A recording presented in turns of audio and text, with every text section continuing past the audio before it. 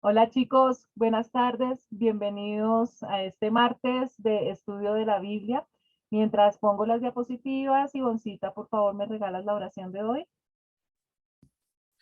Amado Jesús, gracias Padre, te damos por esta nueva clase, Señor, en donde vamos a aprender más y más de tu palabra, Señor.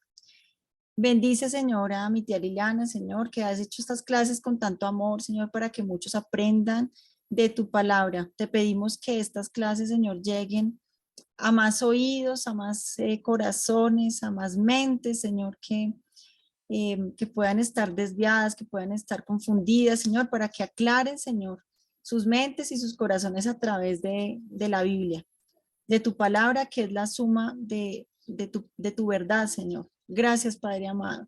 Te bendecimos, Señor, te glorificamos y bendecimos a cada una de las familias aquí representadas en el día de hoy.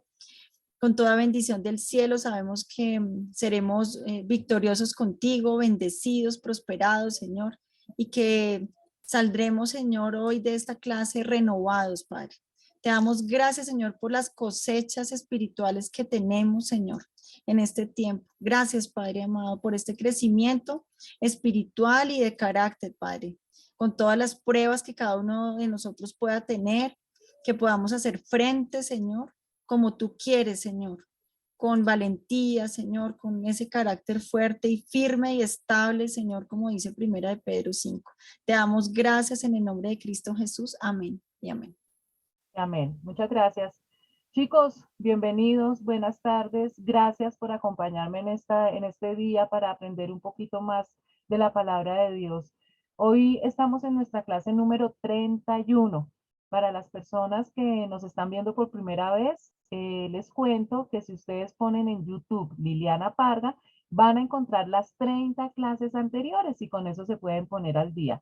Si tienen alguna pregunta, algún comentario, alguna sugerencia, lo pueden hacer a través de mi email lilipargas@yahoo.com y por ahí también nos podemos encontrar y conocernos mejor.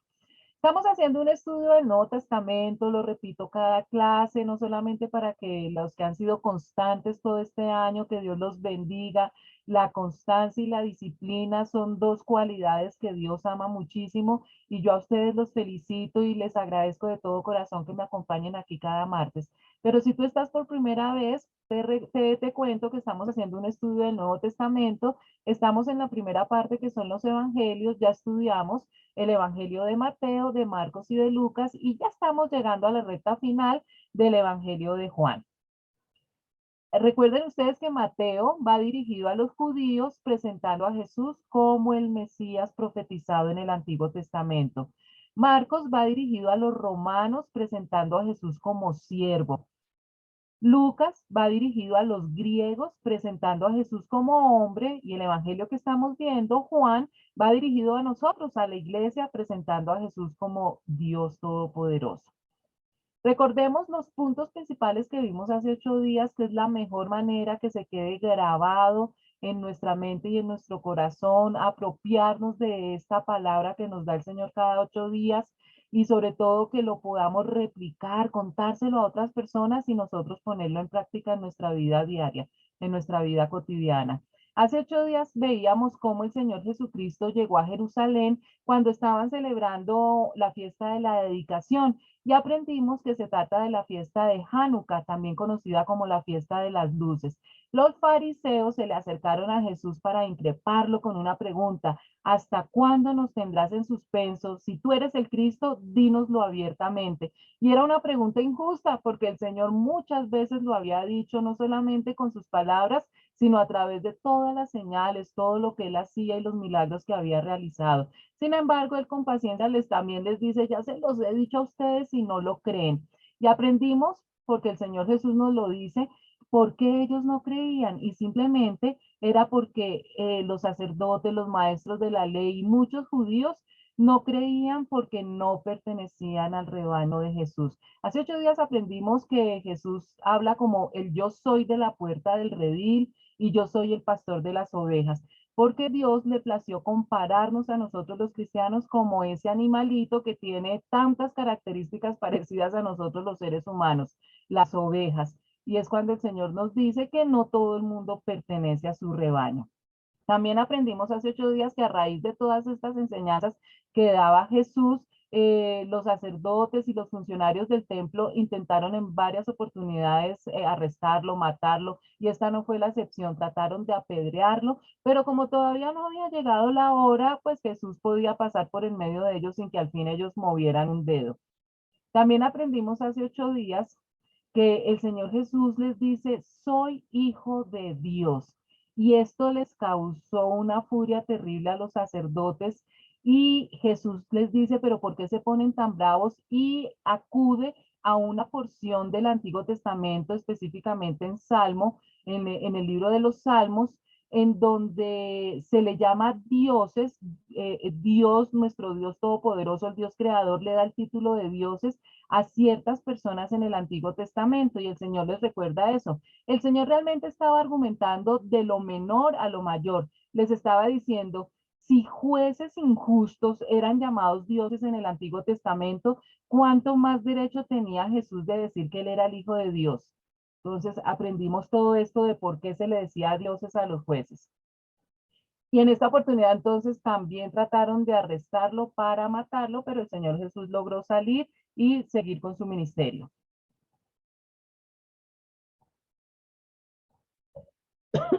Perdón. ¿Qué más aprendimos hace 8 días? Vimos a uno de los milagros más hermosos y más conocidos del Señor Jesús cuando llega, Jesús tiene una familia, ustedes ya lo saben, unos hermanos que se vuelven muy buenos amigos del Señor Jesús y aquí aprendemos la historia de Lázaro.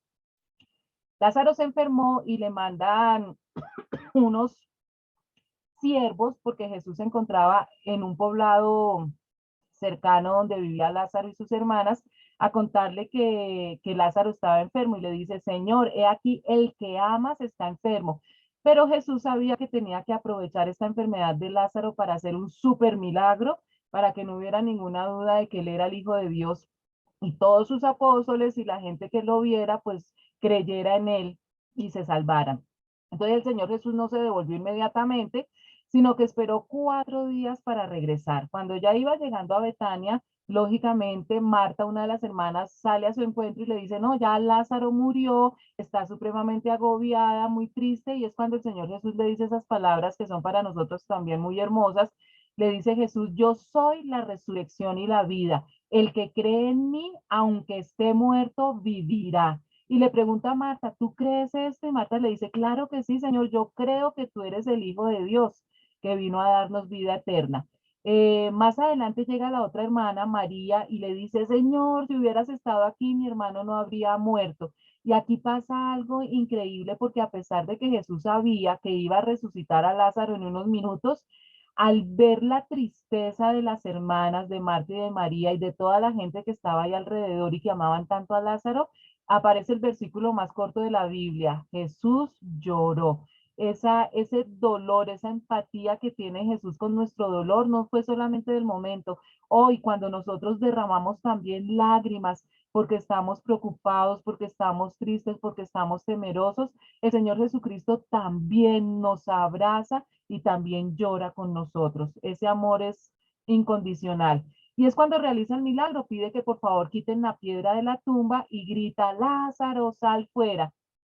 Y como es lógico, el poder de la palabra del Señor Jesucristo hace que Lázaro resucite, sale todo envuelto en las vendas, el Señor Jesús dice que le quiten las vendas y se realiza este gran milagro que realmente era ya la tercera resurrección que Jesús hacía y Lázaro regresa entonces con sus hermanas a seguir su vida.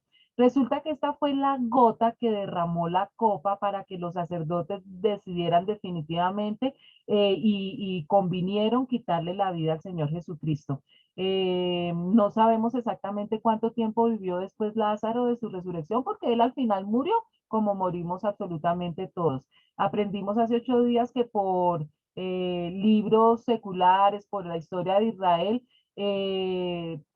no se sabe exactamente, pero que la Biblia nos dice que los sacerdotes y los fariseos también querían matar a Lázaro para que esa evidencia tan grande de que Jesús era el Hijo de Dios tampoco estuviera por ahí. Jesús entonces escapa de esa región, ya no vuelve a tener contacto con los fariseos, la multitud lo está buscando por todas partes y se acerca la última Pascua, que son los momentos previos a la crucifixión del Señor Jesucristo.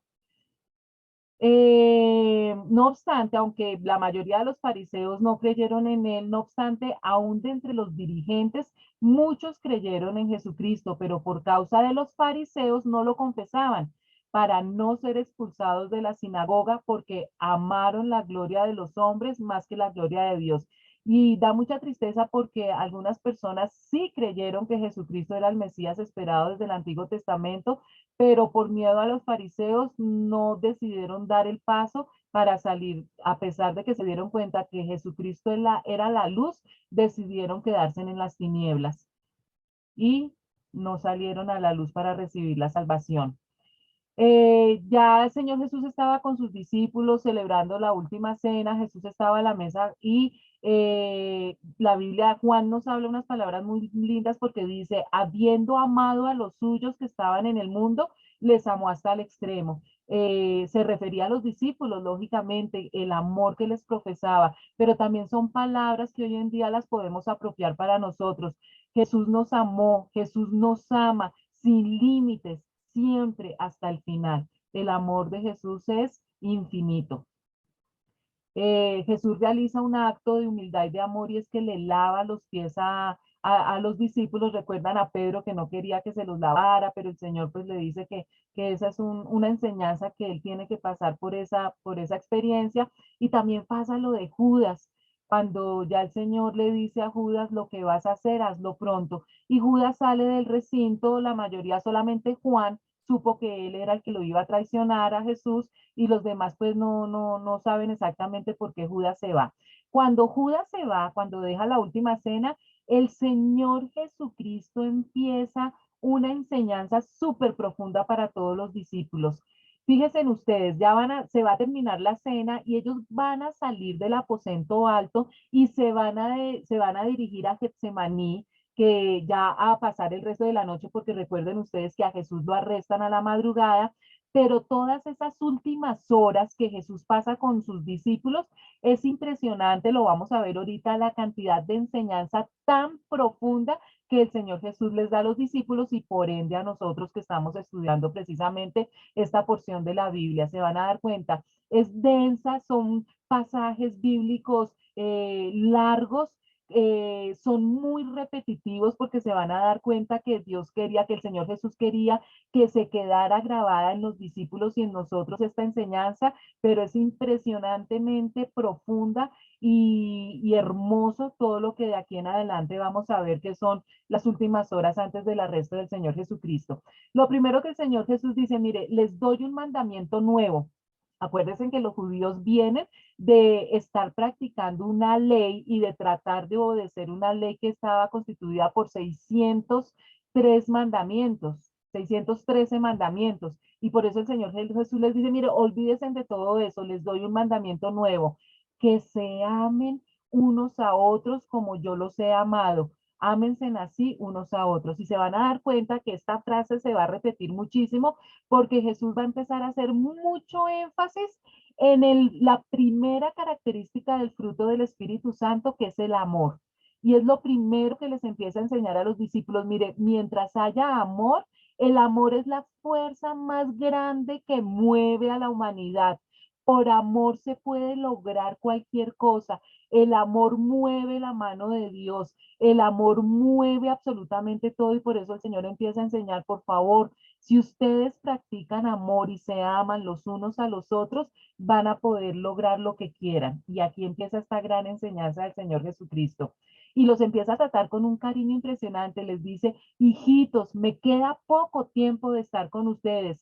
Me buscarán, pero lo que le dije a los judíos se los digo ahora a ustedes. Donde yo voy, ustedes no pueden ir. Y aquí quedamos hace 8 días, entonces empezamos ya el tema nuevo del día de hoy. Vamos para Juan, capítulo 13, versículos del 36 al 38. ¿Y a dónde vas, Señor? Preguntó Simón Pedro. A donde yo voy, no puedes seguirme ahora, pero me seguirás más tarde. Señor, insistió Pedro, ¿por qué no puedo seguirte ahora? Por ti daré hasta la vida. tú darás la vida por mí. De veras te aseguro que antes de que cante el gallo, me negarás 3 veces. Y en este pasaje, que ya lo habíamos visto en otros evangelios, es cuando Jesús anuncia la negación de Pedro y nosotros ya sabemos cómo termina esto. Versículos del 1 al 4 del capítulo 14. Después de que el Señor entonces les dice que Él se va a tener que ir, el Señor Jesús nota enseguida la tristeza que embarga la vida de los discípulos por la partida del Señor Jesucristo. Y por eso es que el Señor dice estas palabras que son para ti y son para mí en este momento. Dice, no se angustien, confíen en Dios y confíen también en mí. En el hogar de mi padre hay muchas viviendas. Si no fuera así, ya se lo habría dicho a ustedes. Voy a prepararles un lugar y si me voy y se lo preparo, vendré para llevármelos conmigo. Así ustedes estarán donde yo esté. Ustedes ya conocen el camino para ir donde yo voy. Y me encantan estas palabras del Señor Jesucristo que las necesitamos todos los días. No se angustien. Y la clave es, el Señor nos está diciendo, mire, yo les he demostrado a esta generación que conoció al Señor Jesucristo personalmente, les está hablando específicamente, pero a nosotros también. Yo les he demostrado a ustedes a través de todas mis obras por 3 años, estos milagros, todo lo que he hecho sobrenaturalmente, que soy Dios Todopoderoso. Por eso confíen en Dios y confíen también en mí, es decir, confiar en el Señor Jesucristo, no se angustien. Y les explica por qué Jesús, porque él se tiene que ir donde el Padre dice, en el hogar de mi Padre hay muchas viviendas, él se fue a preparar un lugar para que nosotros pudiéramos vivir por toda la eternidad junto con el Señor Jesucristo. Y lleva 2000 años preparándonos la vivienda. Ustedes se imaginan la calidad y la belleza del lugar que el Señor nos ha venido preparando durante todo este tiempo. Y nos promete, miren la promesa que nos hace el Señor Jesucristo, nos dice, vendré para llevármelos conmigo. Y aquí se está refiriendo exactamente al arrebatamiento de la iglesia. Los apóstoles no tenían ni idea de esto. El arrebatamiento o rapto o traslado de la iglesia es un misterio en el Antiguo Testamento, aunque se toca ese tema, pero es un misterio. Ellos no entienden en el Antiguo Testamento. Y toda esta primera generación de cristianos, los apóstoles, ellos tampoco entendían de qué se trataba. Es después Pablo, cuando veamos a Pablo va a ser una maravilla. Pablo es la persona, el instrumento que Dios utiliza para que a través del Espíritu Santo él pueda organizar sobre todo todas las enseñanzas que da Jesús en estas últimas horas antes de su arresto. Y que es bien complicado porque además de lo que el Señor Jesús está enseñando ahorita, hay otras cosas que el Señor Jesucristo le dice a Pablo que están consignadas en el Nuevo Testamento. Y el Señor les dice, mire, en todo caso, no se preocupen, que para donde yo voy, ustedes ya conocen el camino. Y ellos como que se quedaron pensando y miren lo que pasa. Dijo entonces Tomás, Señor, no sabemos a dónde vas, así que ¿cómo podemos conocer el camino? Y da este yo soy precioso Jesucristo. Recuerdan que hemos visto en el Evangelio de Juan 7 yo soy que Jesucristo nos enseña para que nosotros tengamos la tranquilidad y la seguridad que Él es el Hijo de Dios enviado para devolvernos ese paraíso que perdimos en el Génesis. Y Él dice, yo soy el camino, la verdad y la vida. Le contestó Jesús, nadie llega al Padre sino por mí. Si ustedes realmente me conocieran, conocerían también a mi Padre. Y ya desde este momento lo conocen y lo han visto. Ya el Señor de una manera muy clara, para que no haya ninguna duda, está diciendo, mire, la única manera de llegar a Dios, recuerden que los judíos en todo el Antiguo Testamento, ellos tienen unas relaciones con Dios Padre. Cada vez que ellos hacían un holocausto, que sacrificaban un cordero para pedir perdón por sus pecados, cada vez que hablaban con Dios Padre. Ellos sabían que venía un Mesías prometido por Dios Padre, pero es el Señor Jesucristo el que construye ese puente de dejar de solamente comunicarse con Dios Padre y empezar a comunicarse con la segunda persona de la Trinidad, es decir, con el mismo Jesucristo. Y ahí les está diciendo, yo soy ese camino que lleva únicamente a Dios. No hay ningún otro camino. Yo soy la verdad no está en ninguna parte. La verdad es una persona. Cuando ustedes les digan, pero bueno, ¿y cómo podemos saber cuál es la verdad? La verdad no es relativa, es ilógico que la verdad sea relativa, o sea, que todo el mundo tiene la razón, eso es imposible. La verdad no puede ser relativa, la verdad es única y la verdad es una persona que se llama Jesucristo y Él es el único que nos da la vida eterna. Estas palabras son de una profundidad y para las personas que verdaderamente tienen ese corazón dispuesto de aprender, darse en cuenta de la profundidad de estas palabras, ya les va a dar la salvación, la vida eterna. Seguimos en los versículos del 8 al 14. Señor, dijo Felipe, otro de los apóstoles, muéstranos al Padre y con eso nos basta. Pero Felipe, tanto tiempo llevo ya entre ustedes y todavía no me conoces. El que me ha visto a mí, ha visto al Padre. Cómo puedes decirme, muéstranos al Padre? ¿Acaso no crees que yo estoy en el Padre y que el Padre está en mí? Las palabras que yo les comunico no las hablo como cosa mía, sino que es el Padre que está en mí el que realiza sus obras. Créanme cuando les digo que yo estoy en el Padre y que el Padre está en mí, o al menos créanme por las obras mismas. Ciertamente les aseguro que el que cree en mí, las obras que yo hago también él las hará, y aún las hará mayores, porque yo vuelvo al Padre. Cualquier cosa que ustedes pidan en mi nombre, yo lo haré. Así será glorificado el Padre en el Hijo. Lo que pidan en mi nombre, yo lo haré. Miren, analicemos este pasaje porque el Señor nos está dando una cantidad de claves para que nosotros podamos tener una vida física y espiritual mucho mejor. Primero le pega un regañito a Felipe porque el Señor, ¿cuánto tiempo le llevas diciendo que Él es enviado por el Padre, que el Padre y Él son uno? Y todavía Felipe diciéndole, muéstranos al Padre. Por eso Jesús le dice, tanto tiempo llevo ya entre ustedes y todavía no me conoces. El que me ha visto a mí, ha visto al Padre, porque el Padre y Jesucristo son uno. Ese es el gran misterio que para nosotros es difícil de entender con nuestras mentes tan limitadas. Nosotros creemos en un Dios que son tres personas diferentes. Dios Padre, que se conoce perfectamente en el Antiguo Testamento. Dios Hijo, la segunda persona de la Trinidad, que es Jesucristo, que la estamos conociendo en estos cuatro evangelios. Entonces, por eso Jesús les dice, ¿cómo no han entendido que yo y el Padre somos uno? El que me ha visto a mí, el que ha visto a Jesucristo, ha visto al Padre. Y nos da una enseñanza hermosísima porque dice, cualquier cosa que ustedes pidan en mi nombre, yo la haré.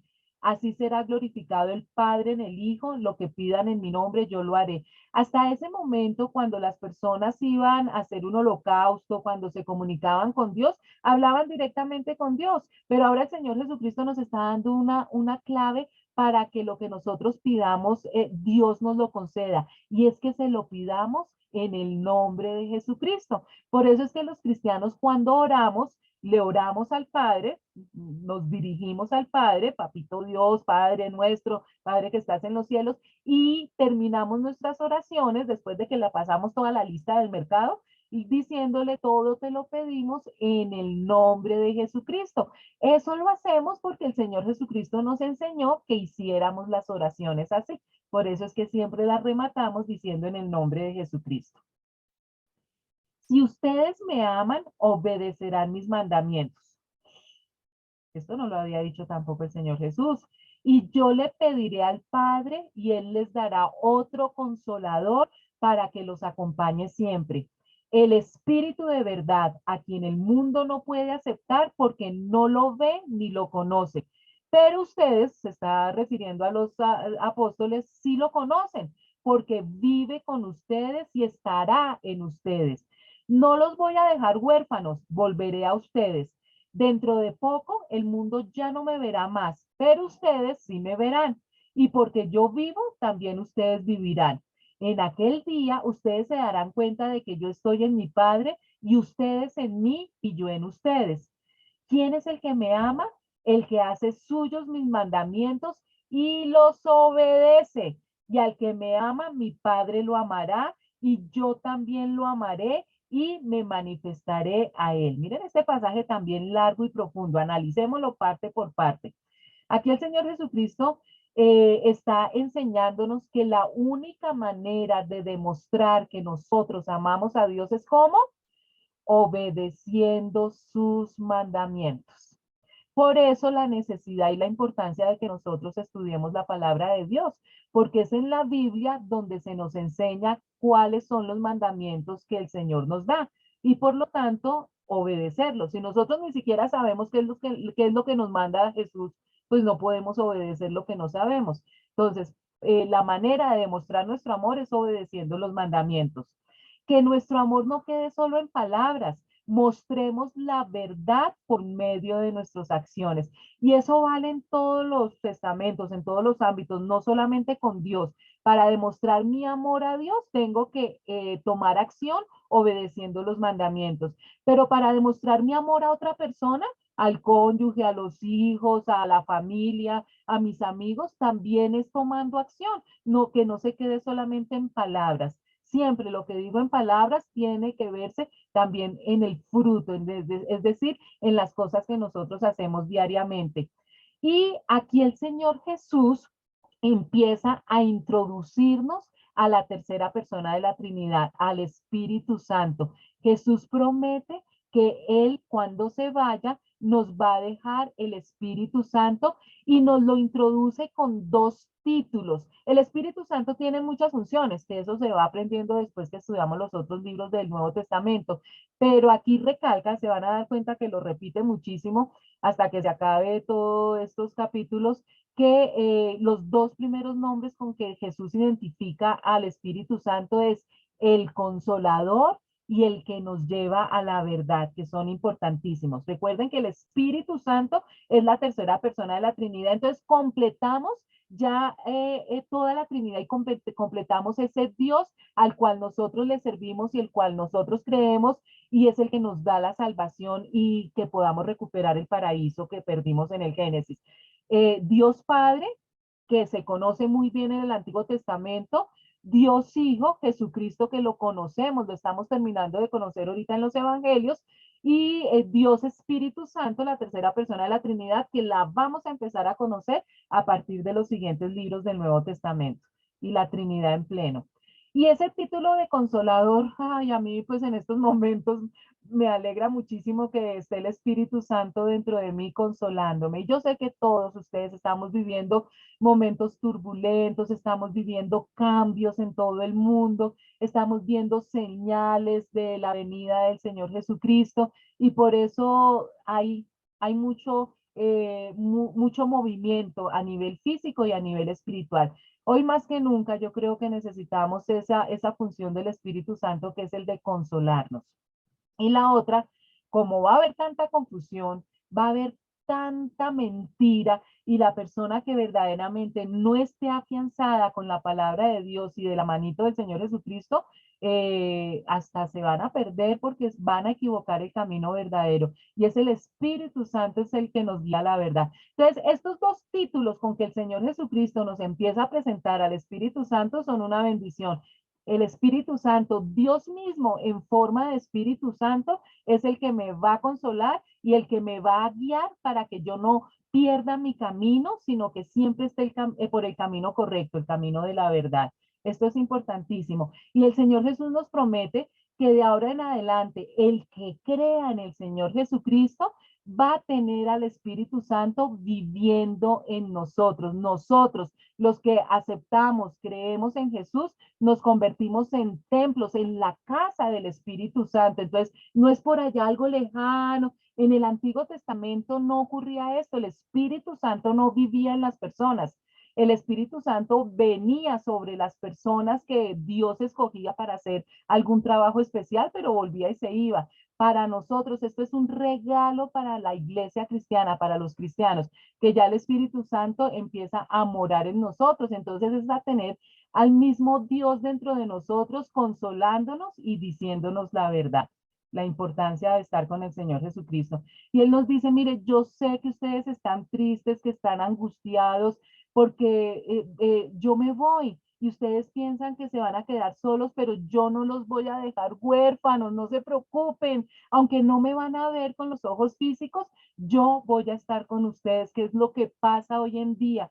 Nosotros no tenemos la capacidad de ver a Dios con nuestros ojos físicos, ni a Jesucristo no lo conocimos en su parte física, pero Él nos dejó al Consolador y Él está en nosotros. Y Él es el que nos abraza, el que nos seca cada lágrima, el que nos acaricia la cabeza, el que nos coge de la mano, el que nos sienta en sus piernas y nos permite llorar en su hombro.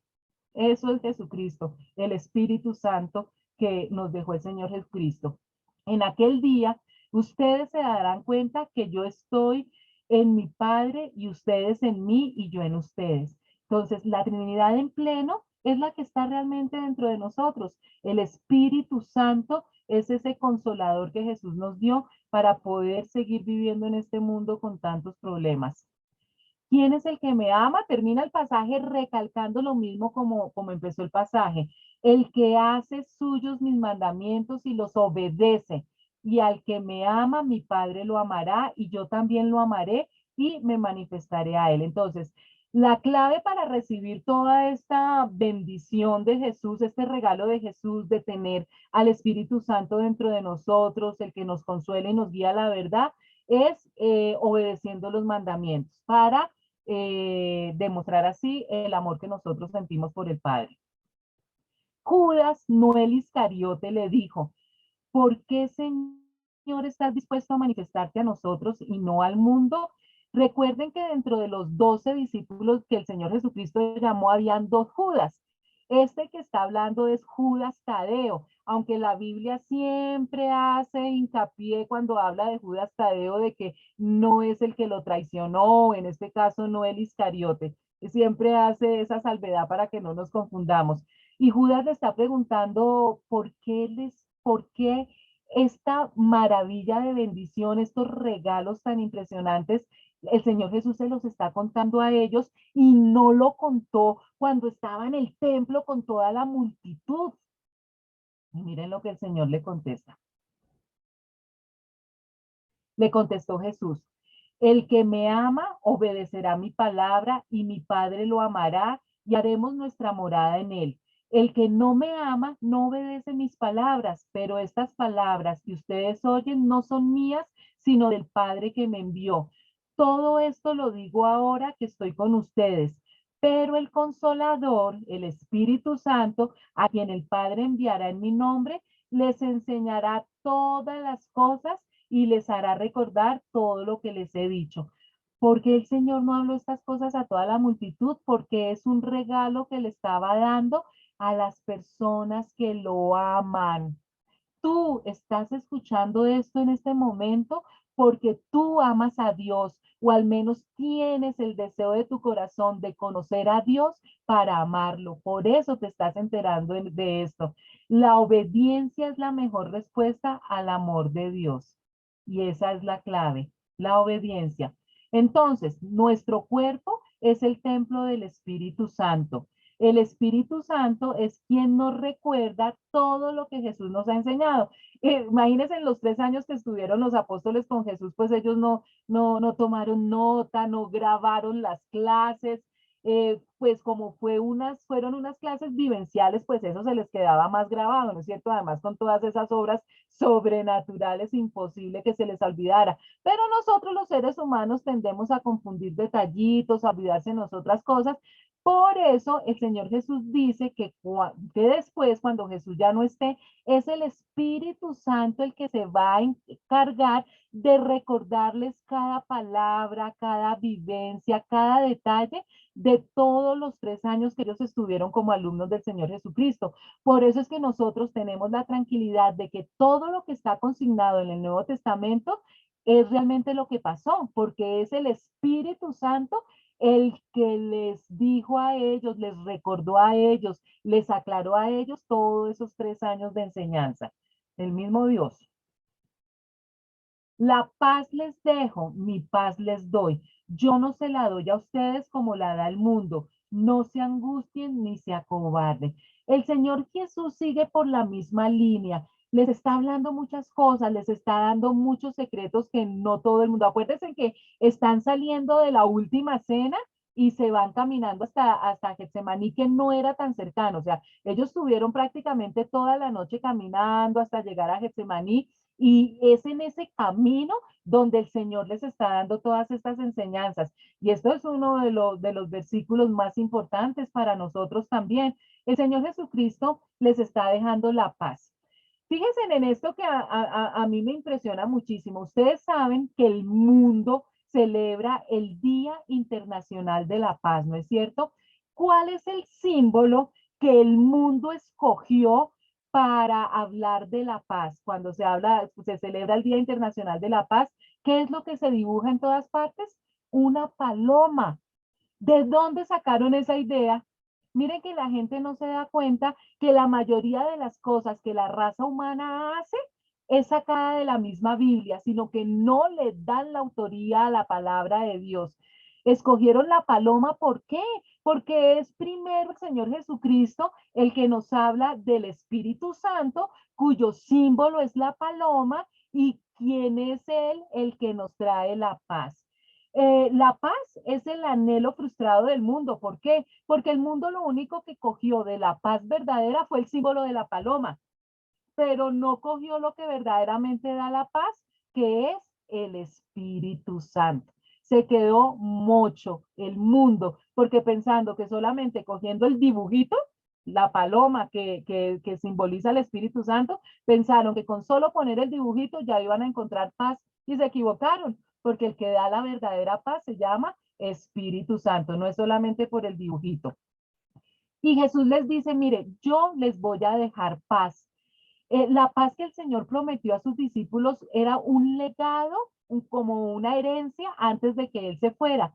Y parecía un contrasentido en aquellos momentos cuando las oscuras nubes de la persecución se precipitaban sobre ellos. Ya habían tenido varios episodios. Las últimas enseñanzas de Jesús en el templo, ¿se acuerdan que siempre resultaron en algarabía y en temor? Porque los fariseos y los sacerdotes, siempre que Jesús terminaba una enseñanza, querían arrestarlo y matarlo, y les tocaba siempre salir corriendo en todas las últimas enseñanzas.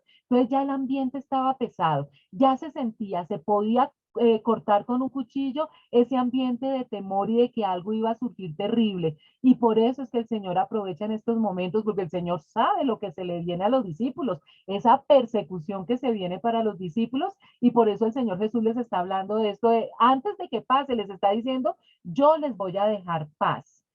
Para nosotros o para los del mundo, la paz podría ser descrita como la ausencia de problemas. Entonces yo voy a tener paz mientras no tenga problemas, o por la liberación de presiones, o por tener abundancia de lo que necesitamos, o disfrutar de comodidad, de tranquilidad y tener seguridad en medio de las circunstancias difíciles.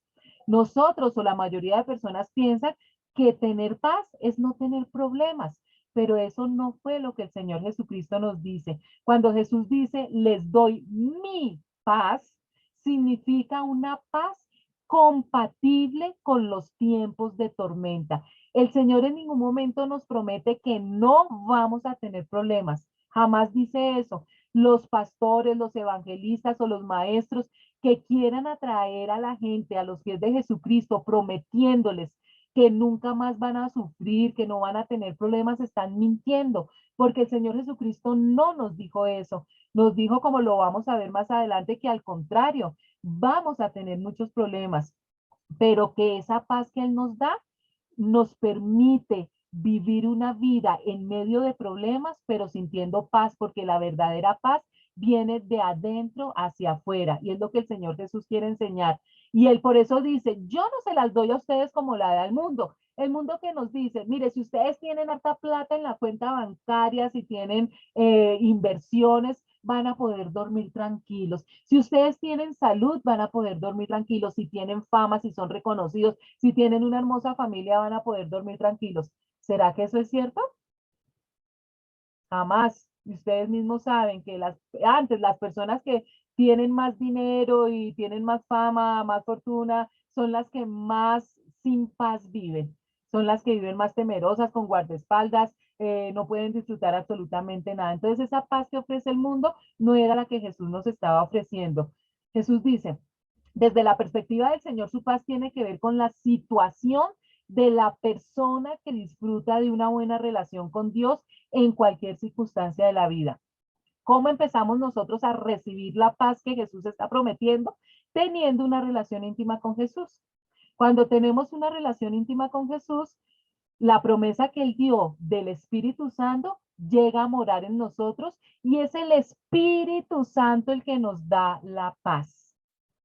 Es una paz basada en el conocimiento íntimo de Dios, un Dios omnipotente. Cuando nosotros conocemos a Dios, conocemos a Jesucristo, todo lo que hizo aquí en la tierra, pues sabemos que para Dios nada es imposible. Es un Dios omnipotente y ningún problema le queda grande. Dios es más grande que cualquier problema o cualquier circunstancia que nosotros estemos viviendo. Que Dios está en el control de todas las cosas, que tenemos un Dios sabio que nos ama y que cuida cada instante de nuestras vidas. Eso es lo que nos da la intimidad con Dios. Solo la fe que descansa en un Dios así puede producir una paz que está por encima de todas las circunstancias adversas de la vida. Como vivió Jesucristo, que en medio de una tormenta, él podía dormir tranquilamente. Pero esa paz que viene de adentro, no importando que el mundo se esté derrumbando a nuestro alrededor, solamente la da la intimidad con el Señor Jesucristo a través de la oración, a través de escudriñar la palabra de Dios y a través de congregarnos con otros hermanos que nos aman y que nosotros podemos practicar amor. Recuerden que toda esta enseñanza empezó con el amor, ¿no es cierto? Porque el amor es el primer escalón, es el punto de partida para poder recibir todos los demás regalos que el Señor nos está enseñando en este pasaje. Y por eso termina diciendo nuevamente el pasaje, no se angustien ni se acobarden. Y aquí hay algo muy curioso y es una enseñanza, hay una prédica del pastor Ricardo Caballero que ahorita no la recuerdo, pero cuando me acuerde se las digo, en donde más adelante en un libro del Nuevo Testamento hay una lista de las personas que no van a heredar el reino de Dios, es decir, de las personas que no van a ser salvas si no se arrepienten. Y cualquiera diría que esa lista de los que no van a estar en el reino de Dios, sino que se van a ir al lago de fuego y azufre, pues esa lista como que debería estar encabezada por los más pecadores, ¿no es cierto? Por asesinos, por pedófilos, por, bueno, qué sé yo, unos pecados que uno dice definitivamente ellos deben encabezar la lista de los más malos. ¿Saben ustedes quién encabeza la lista de las personas que no van a estar en el reino de Dios? Y parece increíble, la encabezan los cobardes. Y cuando lleguemos a esa parte en el Nuevo Testamento, pues vamos a ahondar un poquito más por qué los cobardes son los que encabezan la lista de las personas que no van a heredar el reino de Dios. Es impresionante y por eso el Señor Jesucristo dice, no se angustien ni se acobarden. Sean valientes, dice el Señor Jesucristo desde el Antiguo Testamento cuando se lo dijo a Josué. Sean valientes.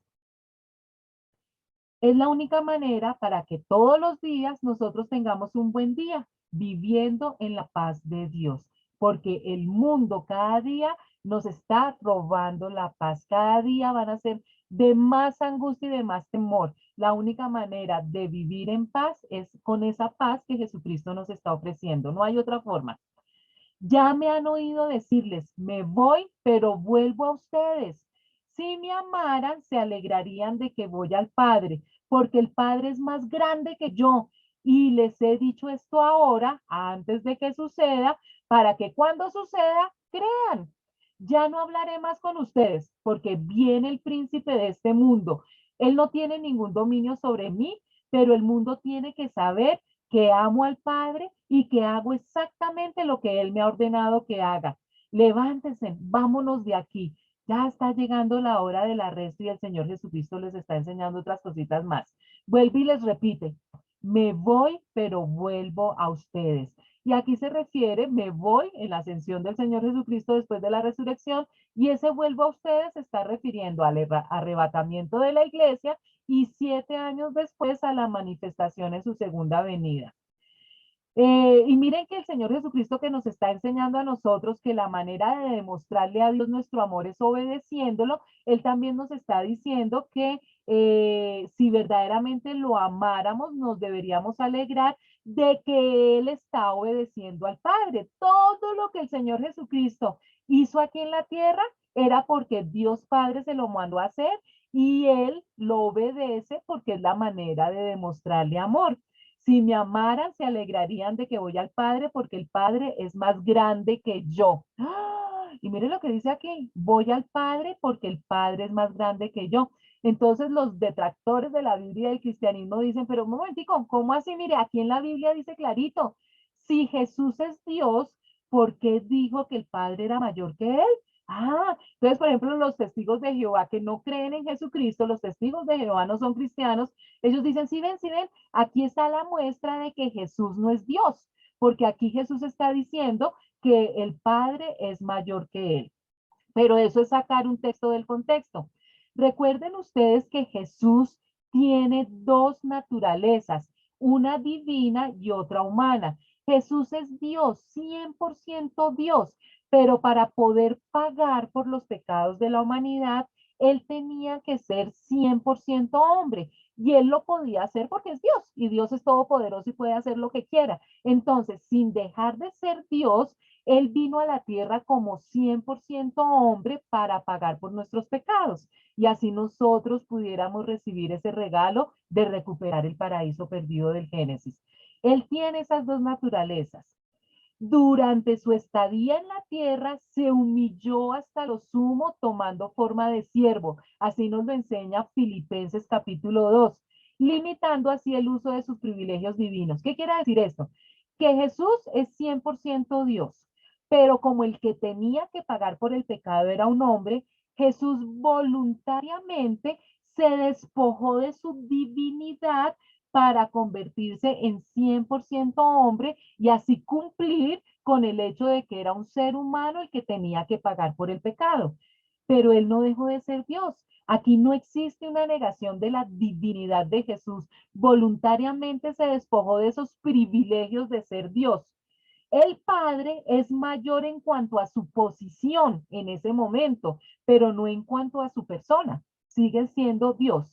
Entonces, yo sé que esto es un poquito más difícil de entender, la doctrina de la Trinidad no es tan fácil, pero a medida que vayan creciendo espiritualmente y que vayamos estudiando más los libros y con la ayuda del Espíritu Santo, los que estén más íntimamente relacionados con el Señor Jesucristo, más fácilmente van a entender todos estos detalles. Si tú todavía no entiendes ni la mitad de lo que hemos estado enseñando en este año, es porque te falta comunión con el Padre, te falta más oración, te falta más lectura de la Biblia, porque es que no es solamente estas clases cada 8 días, la hora y media que nosotros estamos aquí, o tú comes cada 8 días una comidita, ya te hubieras muerto, ¿no es cierto? Pues hay muerte espiritual también cuando uno se alimenta mal. Estas clases son una añadidura a la relación personal que tú tienes con Dios. Eso todo solamente lo puedes hacer tú día a día en tu devocional personal. Cuando tú hablas con Dios, cuando tú calladamente esperas que Dios te hable y cuando te congregas, oras, estudias la Biblia y te congregas. Estas clases no son suficientes para los que no están haciendo día a día, no se están comunicando con Dios, lo empiecen a hacer. O si no, no van a entender ni van a recibir. Las personas que dicen, no entiendo, es eso, chicos. Simplemente es que ustedes verdaderamente hayan recibido a Jesucristo, porque ahora muchas personas pueden estar escuchando estas clases y no haber recibido a Jesucristo como Señor y Salvador. Te estoy hablando a ti. Yo sé que te gusta saber de Dios. Aunque no lo admitas, sé que amas a Dios. Por ahí hay una semillita de orgullo todavía que no quieres aceptar que Dios te ama y que tú también quieres amarlo profundamente. ¿Ya hiciste la oración de fe? Tienes que hacer la oración de fe, recibir a Jesucristo verdaderamente como Señor y Salvador para que el Espíritu Santo entre a vivir en ti, tú te conviertas en el templo del Espíritu Santo. El Espíritu Santo es el que te va a empezar a explicar, a guiarte a la verdad. Entonces, pilas, si todavía te queda muy difícil entender todo lo que hemos estudiado, tienes que mejorar tu relación con Dios. Oración, escudriñar la Biblia y congregarte en una iglesia de sana doctrina. Vamos para el capítulo 15, versículos del 1 al 4. Yo soy la vid verdadera y mi padre es el labrador. Toda rama que en mí no da fruto, la corta, pero toda rama que da fruto, la poda para que dé más fruto todavía. Ustedes ya están limpios por la palabra que les he comunicado. Permanezcan en mí y yo permaneceré en ustedes. Así como ninguna rama puede dar fruto por sí misma, sino que tiene que permanecer en la vid, así tampoco ustedes pueden dar fruto si no permanecen en mí. Y este es el último yo soy que Jesús nos habla en el Evangelio de Juan. Yo soy la vid verdadera y eso es clave porque hay muchos arbolitos por ahí que dan frutos, pero no son los verdaderos. Los viñedos, que son los que están compuestos por vides son los árboles que dan uvas y de las uvas se saca el vino. Eso tiene una enseñanza espiritual muy grande. Recuerdan que el Señor en la última cena toma una copa de vino que representa la sangre que va a derramar para el perdón de nuestros pecados.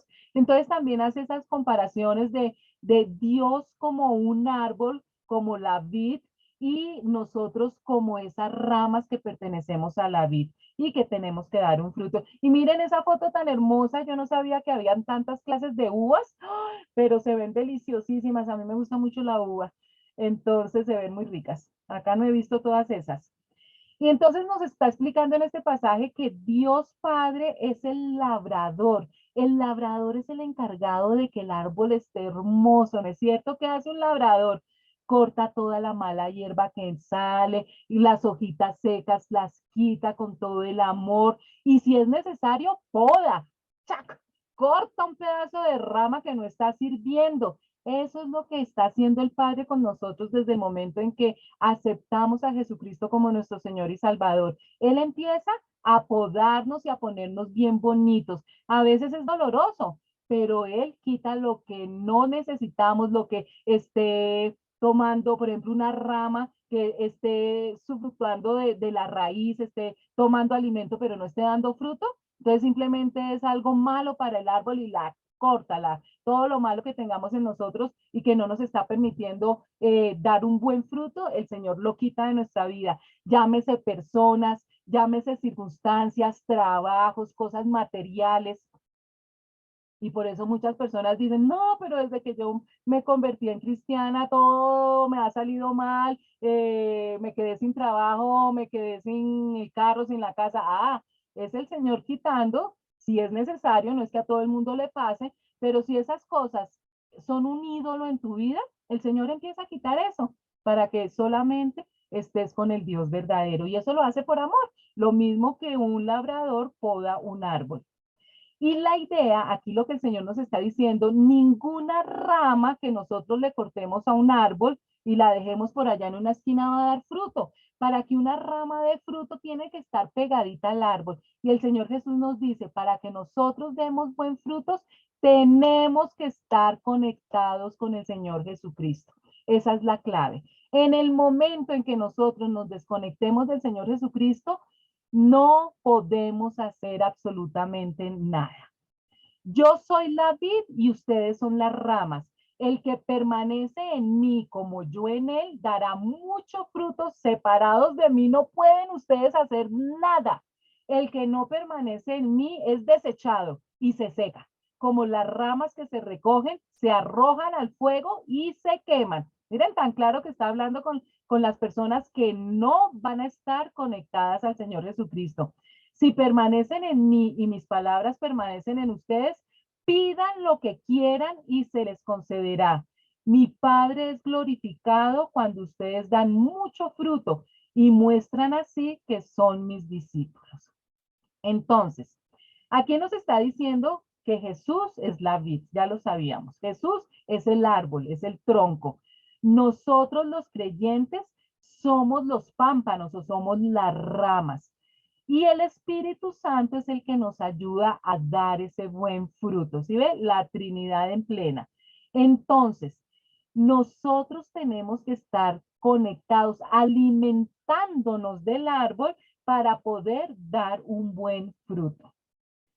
Jesús dijo, yo soy la vid verdadera, separados de mí nada pueden hacer. Y él recalca que él es la verdadera porque el mundo ofrece muchos caminos, muchas opciones o muchas alternativas para supuestamente llegar a Dios. Y todos esos son incorrectos, son engaños de Satanás para distraer a la gente y llevarlos por un camino equivocado y que ya sea tarde, si se llegan a dar cuenta que van por el camino equivocado, ya no puedan retroceder y muchos se van por el abismo sin ni siquiera haberse dado cuenta que iban por el camino equivocado. El único camino verdadero que nos lleva a Dios creador, el que nos puede devolver el paraíso que perdimos en la Génesis, se llama Jesucristo. El peor error del hombre es creer que puede vivir sin Dios, que eso lo hace el orgullo. La mayoría de las personas que han tenido una vida con calidad, que han nacido con cucharita de plata, que no han tenido necesidades materiales, que no han tenido enfermedades, que siempre han tenido una familia a su alrededor, pues esas personas piensan que no necesitan a Dios y es el peor error que van a cometer en su vida.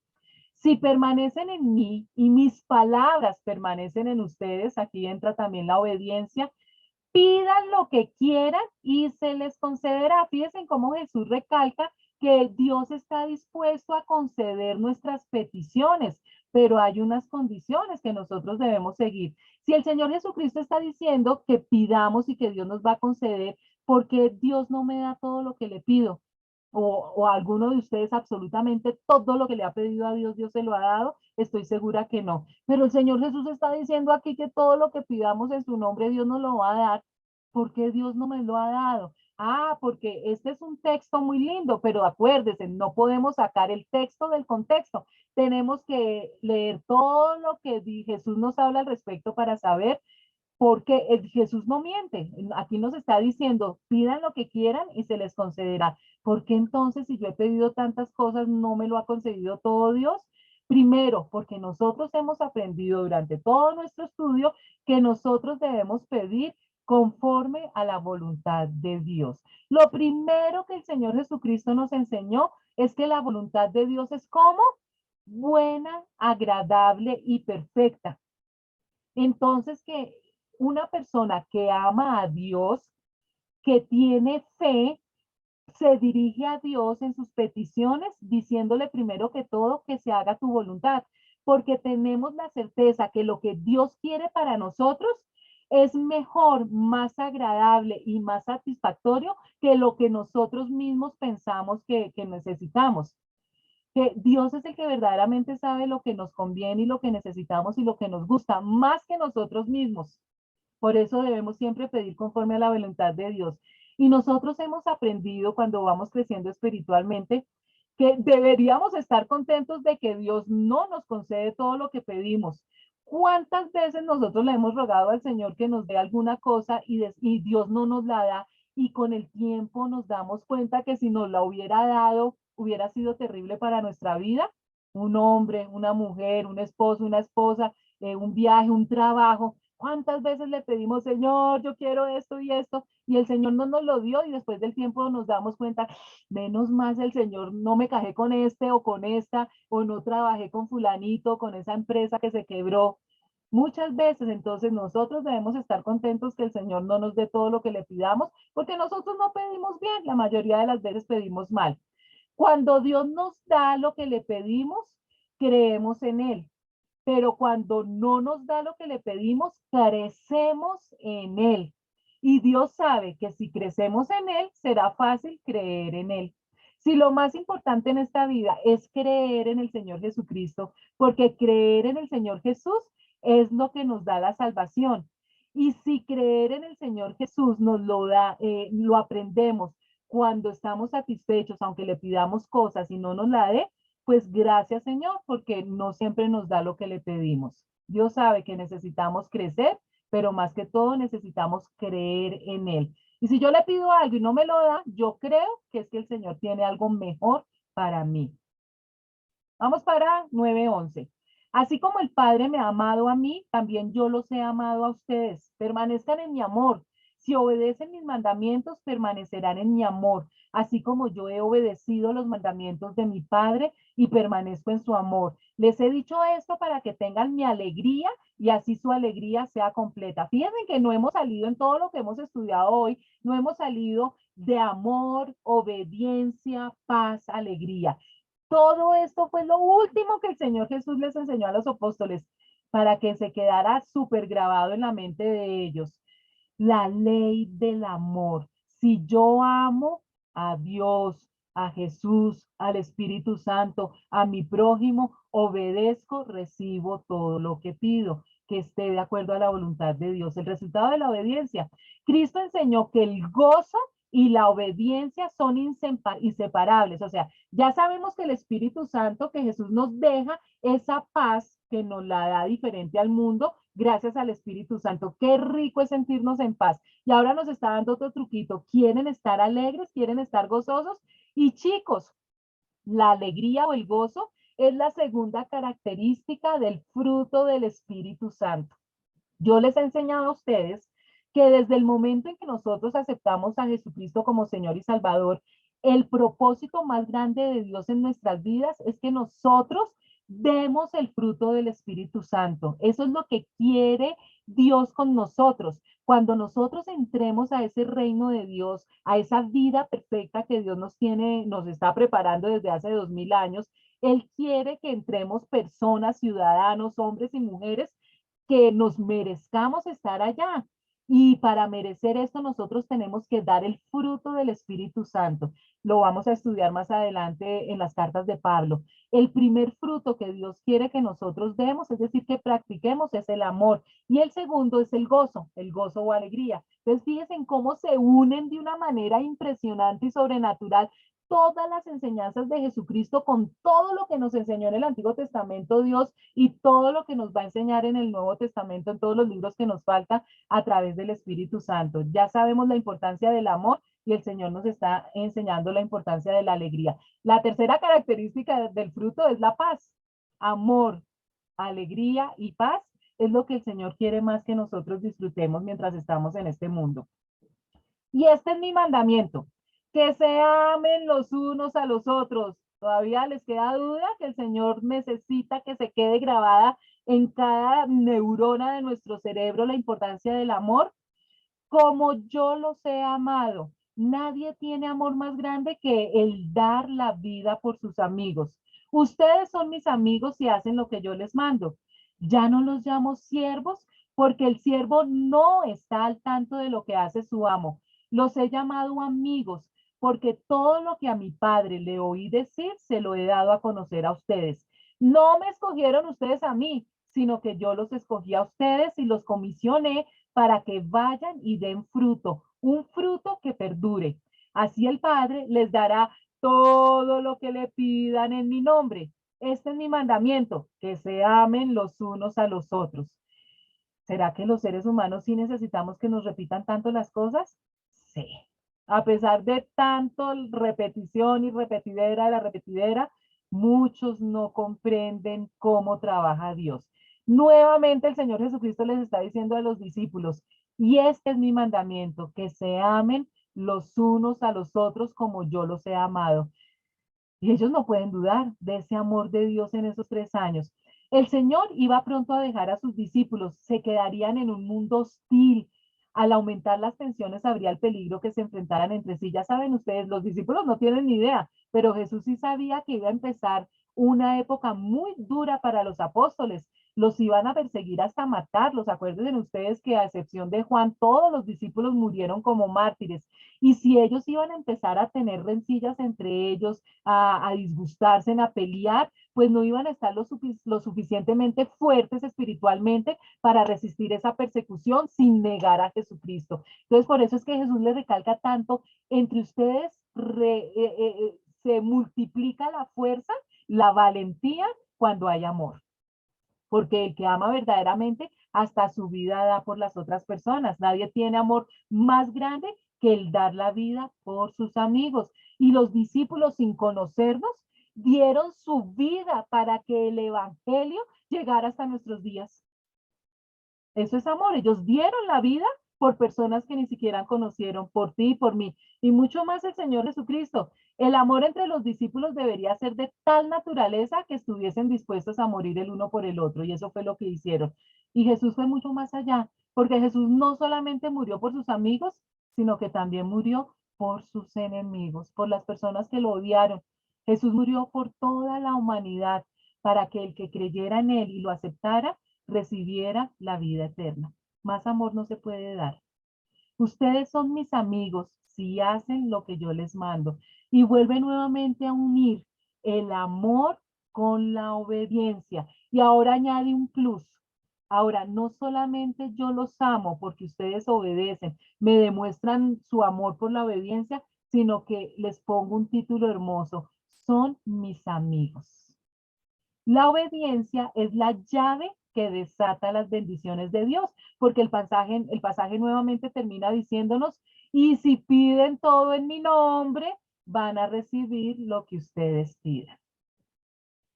Ya no os llamaré siervos, y aquí hace una comparación el Señor Jesús de lo que es un siervo y es un amigo, porque el siervo no sabe lo que hace su Señor, mas os he llamado amigos porque todas las cosas que oí de mi Padre os he hecho notorias.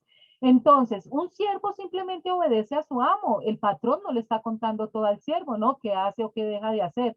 Pero un amigo sí, uno le cuenta a los amigos todo lo que tiene planeado, lo que le pasó, sus tristezas, sus alegrías.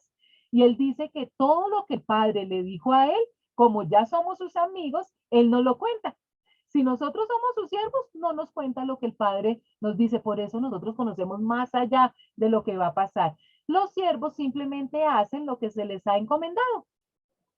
Amigo viene del latín amicus, que se deriva precisamente de la palabra amar, porque un amigo verdadero es alguien a quien amamos. Nosotros amamos a nuestros amigos con sus defectos y con sus cualidades.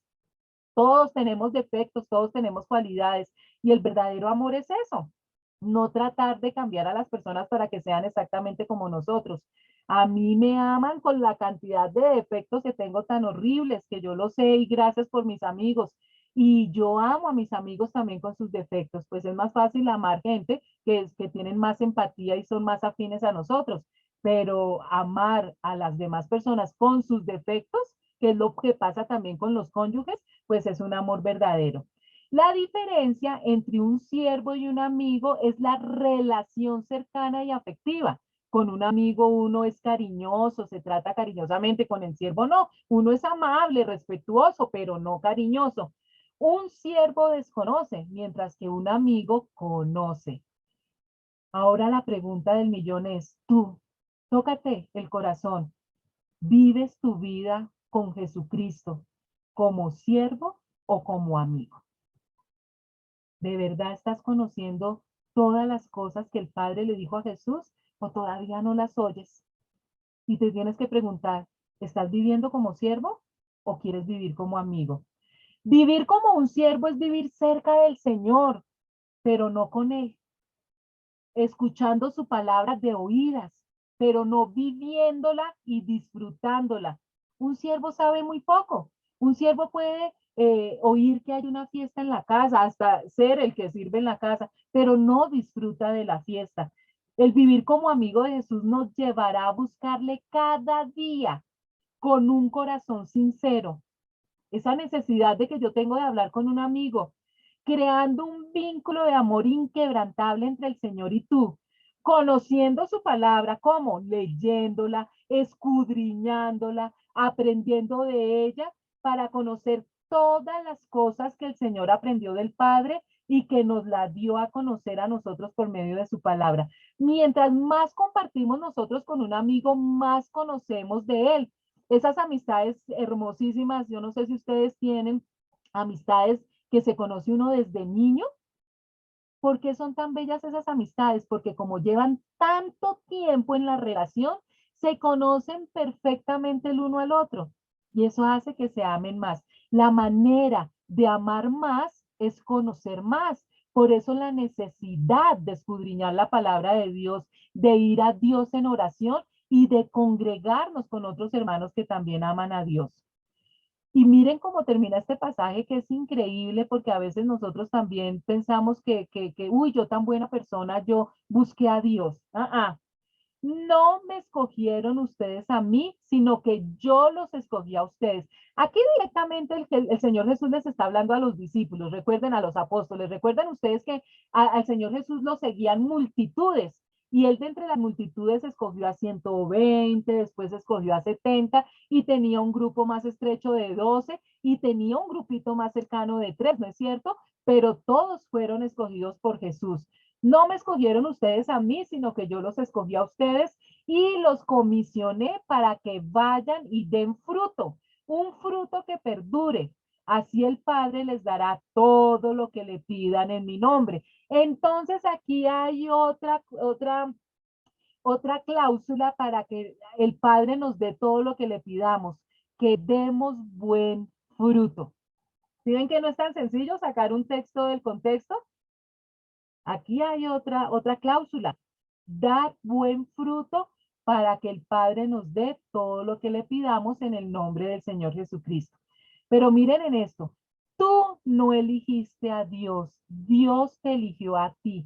Esa primera semilla que te hizo voltear para ir a una iglesia, para empezar a leer la Biblia, para buscar en YouTube y escuchar unas clases sobre la Biblia, esa primera semilla de querer hacer eso, te la puso Dios.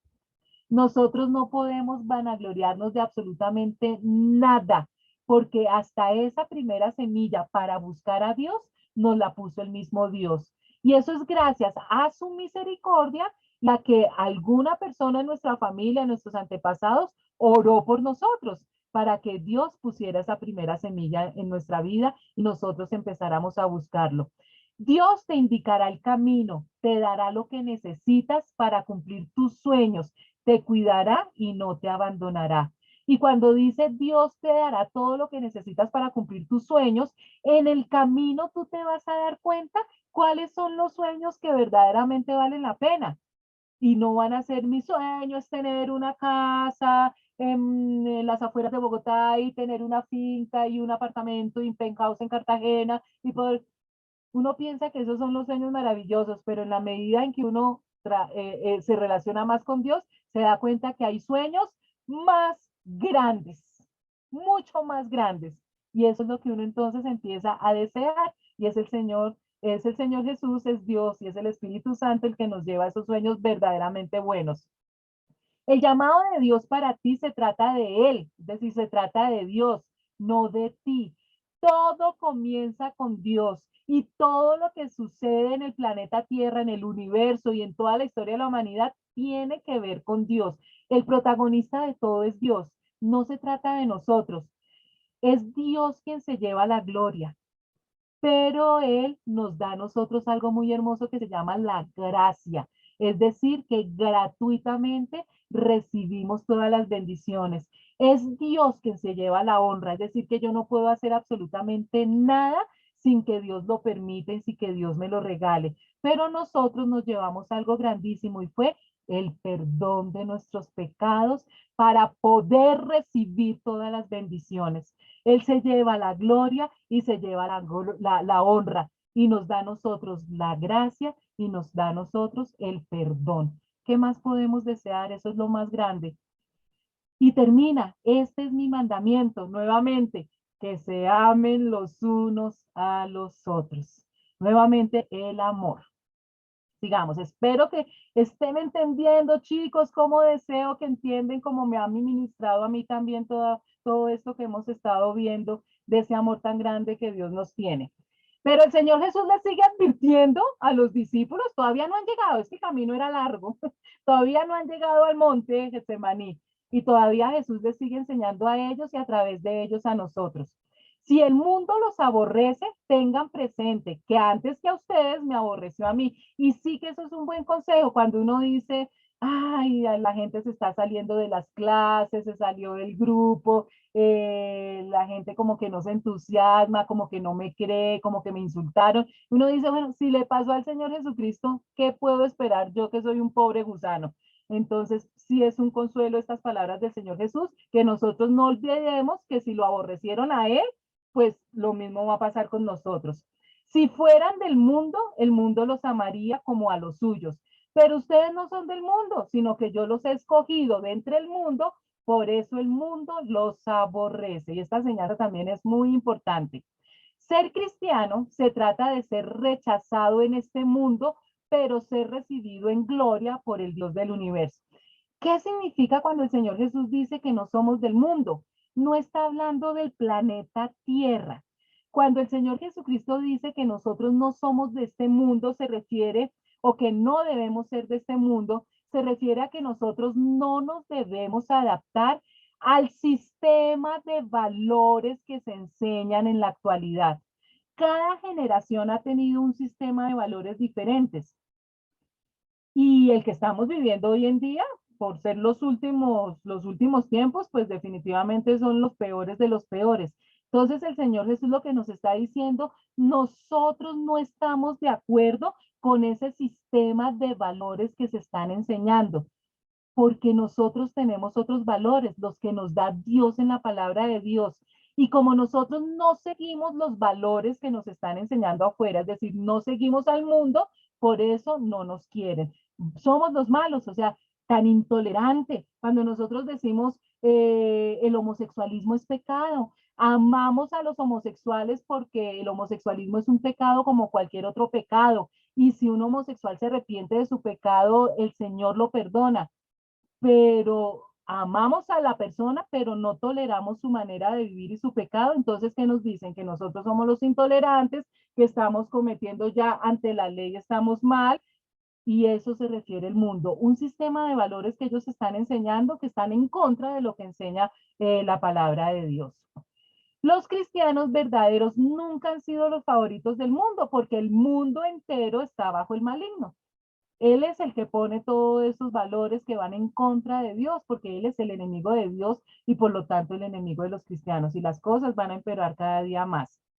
Enfrentando un mundo que aborrece a Dios es lo que el Señor Jesucristo nos está tratando de enseñar en estas últimas horas que Él está con los discípulos y que nos enseña a nosotros también. Tenemos, por eso es que es tan importante esto de que no podemos ser cobardes, que nos recalca eso de la valentía, porque estamos enfrentando un mundo que aborrece a Dios, que aborrece al Señor Jesucristo. Recuerden lo que les dije, ningún siervo es más que su amo. Si a mí me han perseguido, también a ustedes los perseguirán. Si han obedecido mis enseñanzas, también obedecerán las de ustedes. Los tratarán así por causa de mi nombre, porque no conocen al que me envió. Si yo no hubiera venido ni les hubiera hablado, no serían culpables de pecado, pero ahora no tienen excusa por su pecado. El que me aborrece a mí, también aborrece a mi Padre. Si yo no hubiera hecho entre ellos las obras que ningún otro antes ha realizado, no serían culpables de pecado, pero ahora las han visto y sin embargo, a mí y a mi Padre nos han aborrecido. Pero esto sucede para que se cumpla lo que está escrito en la ley de ellos. Me odiaron sin motivo. Entonces el Señor Jesucristo está advirtiendo a los apóstoles que los van a perseguir. Y eso es algo que también nos advierte el Nuevo Testamento que va a pasar en los últimos tiempos, que nos van a perseguir.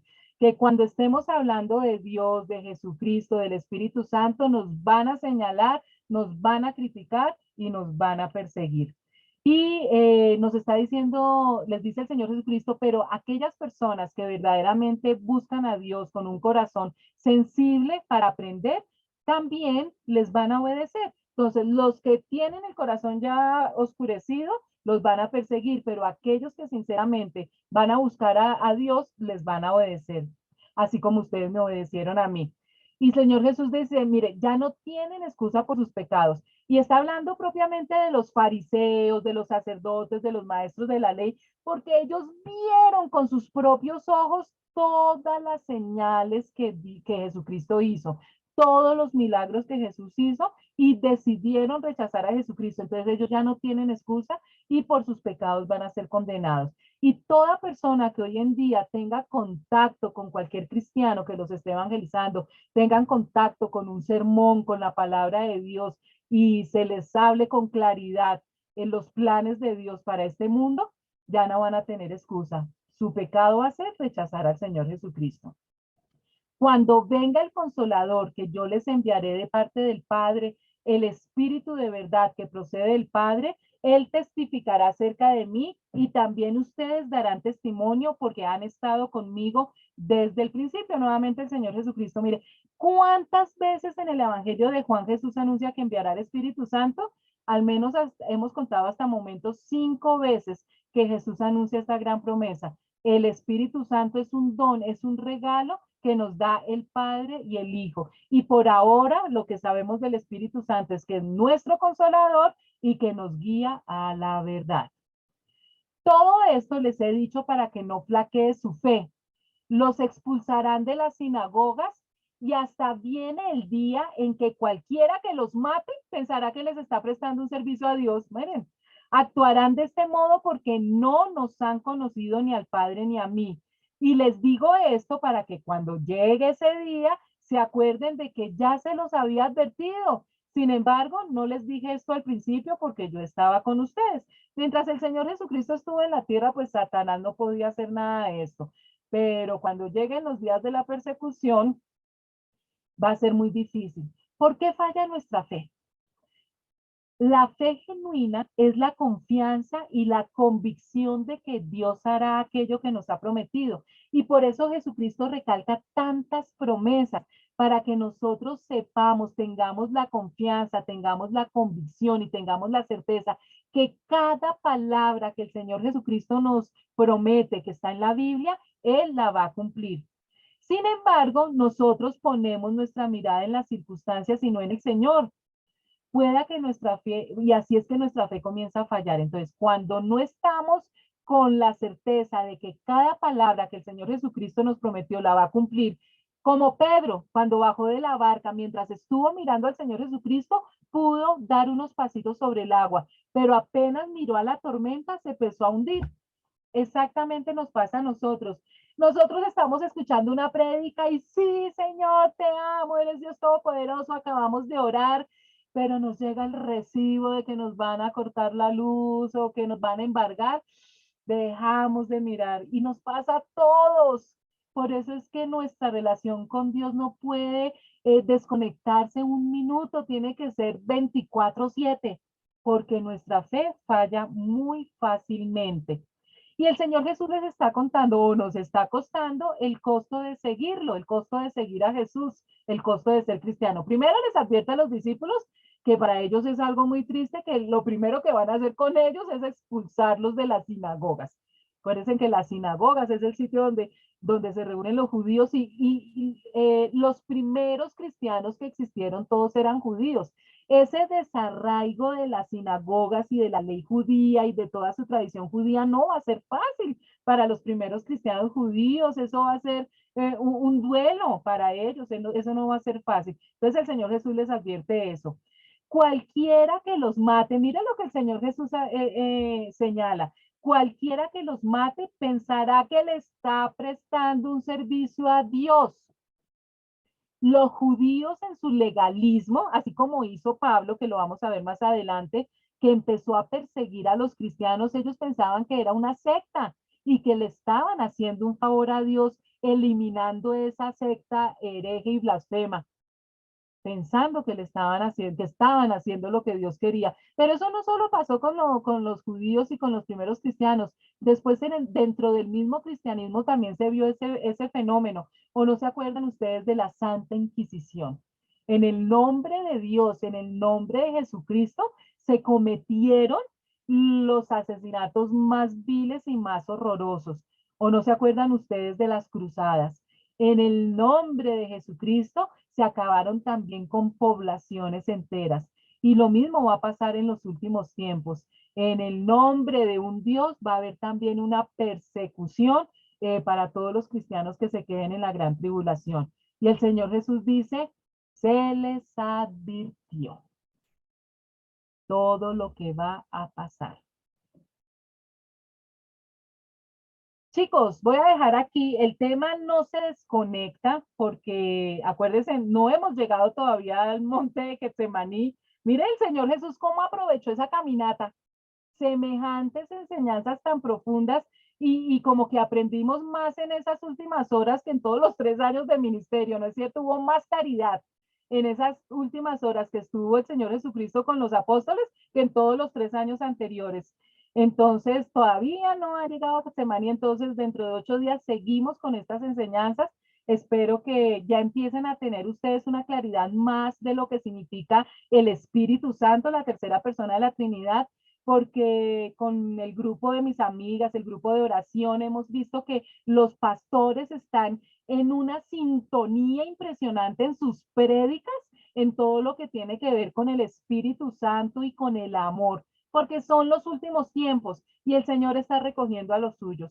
Entonces, espero, chicos, vernos dentro de 8 días, Dios mediante, que Dios los bendiga, que tengan una semana hermosa y bendiciones.